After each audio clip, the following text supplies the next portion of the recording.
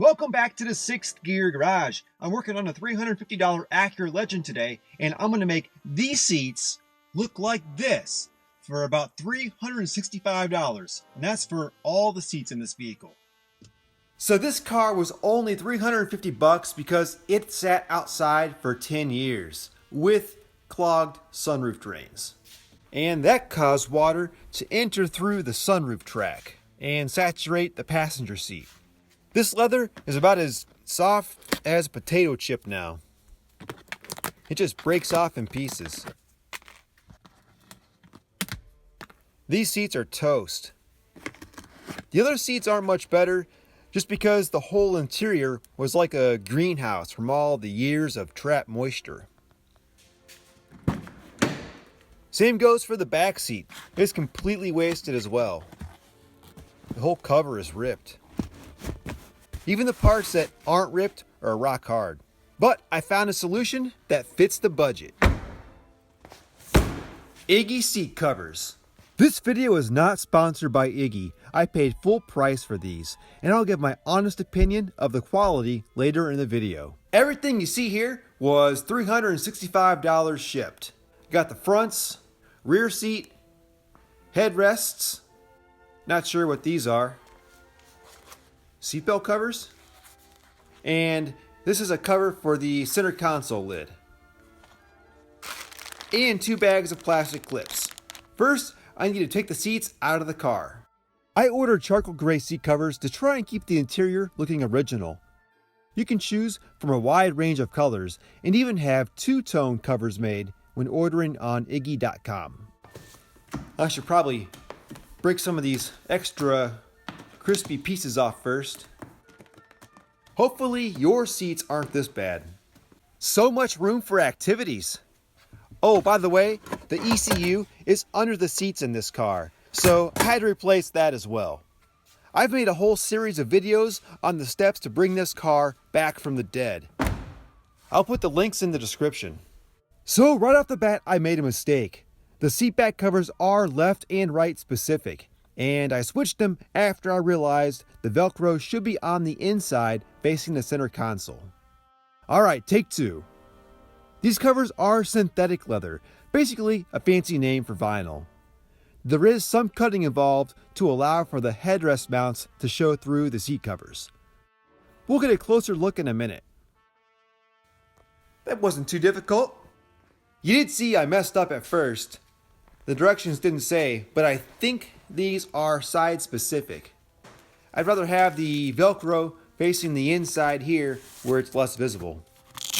Unfortunately, it covers up the lumbar support lever. Kind of weird they wouldn't have a cutout for that. I guess this works if you like to adjust lumbar often.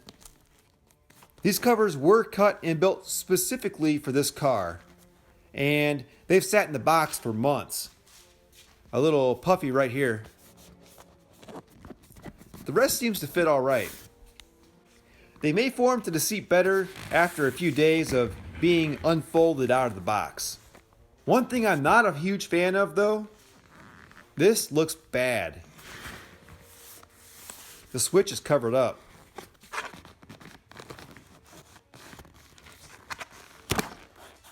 This would look a lot better if the cover was tucked in behind the side panel. So I'm going to take this off and try that. The directions didn't say that this had to be done, but after seeing how bad it looked with the cover over the trim, I don't think it's an option. Now this looks much better. It would be nice if I could keep this tucked in here. It may pop out when I sit on it. We'll see.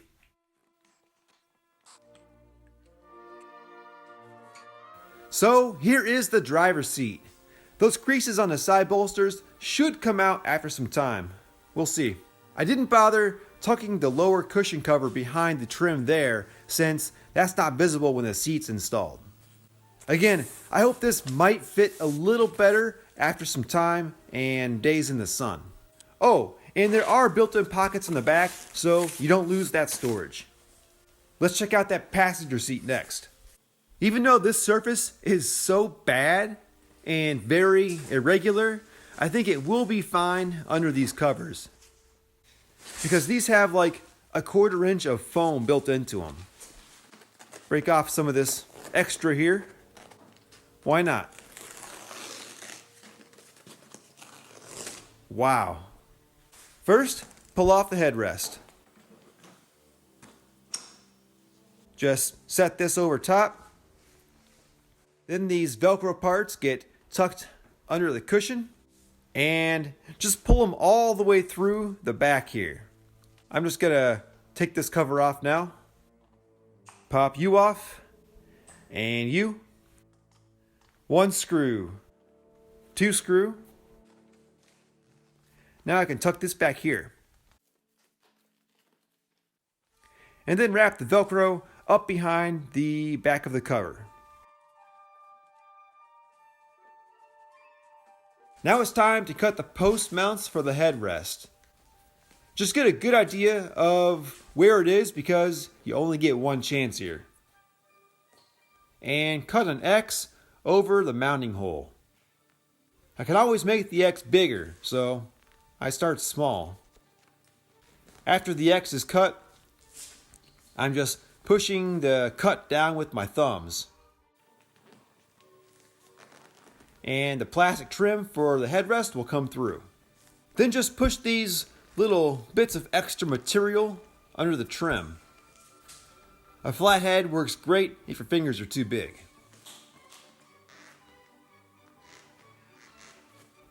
And that will hide all the cuts for a nice flush look. Good kitty. Now on the other opening, keep in mind it's a little smaller than the first one, so the cut won't need to be quite as large. A little bit bigger. There we go. Tuck it in. Cutting those too large is really the only part of this that you can permanently mess up. And now for the headrest. The easiest part of all this. Stick this here for a minute. These have a Velcro strap. Just slip it over. Press the Velcro. And done. Now for the lower cover.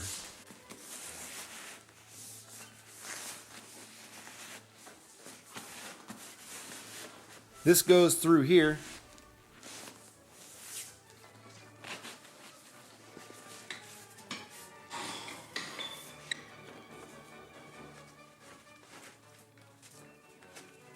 Just pull it all the way through.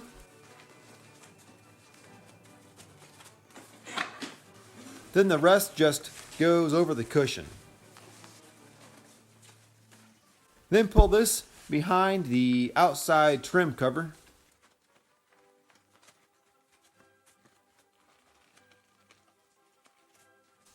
Make sure to go behind the rails so these straps won't get cut or pinched.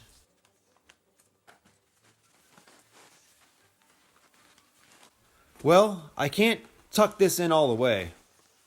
Some Legends, like the LS, have a power passenger seat. That's probably why that cutout is there.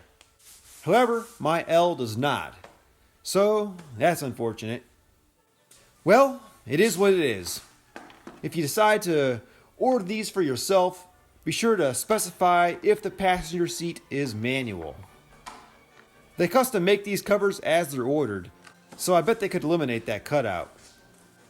Then, on the underside of the seat, get the bag of hooks and just put the hook on one loop and attach it to the loop on the opposite side. Then do the same for the other direction. So here's the passenger seat, and it's really lumpy right there. Hopefully that levels out. And of course there's that. Otherwise, it looks so much better now. Now for the rear seat. The rear seat was the easiest of all.